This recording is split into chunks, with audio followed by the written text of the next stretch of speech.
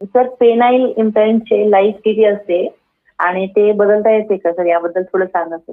वा अर्चना, अतिशय छान प्रश्न आहे. मला वाटतं, मला असं वाटत होतं की आता संपलेत बरं का पेनाइल इम्प्लांटचे प्रश्न, पण असं नाहीये. त्यांच्या मनात किती प्रश्न आहेत. महत्वाचं ते सांगतायत लाईफ. येस. अहो तुम्ही कुठली समजा नाकाचं इम्प्लांट टाकलं, परत ब्रेस्ट इम्प्लांट देखील असतात. Yes yes. मग तसं ह्या इम्प्लांटचं काहीतरी लाईफ असेल ना? सांगूया. हे प्रश्न अतिशय महत्वाचे का आहेत मित्रांनो?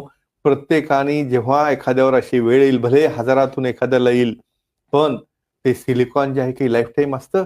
प्रत्येकाची एक्सपायरी असते ना हो. याची एक्सपायरी म्हणा किंवा याची लिमिट म्हणा 15 ते 20 वर्षापर्यंत असते, ज्यामध्ये वेगवेगळ्या प्रकारच्या क्वालिटी असतात. काही लोकल आहेत, काही इम्पोर्टेड आहेत. त्यानुसार त्याचं लाईफ ठरलं जातं. आणि हे लाईफ का पाहायचं असतं?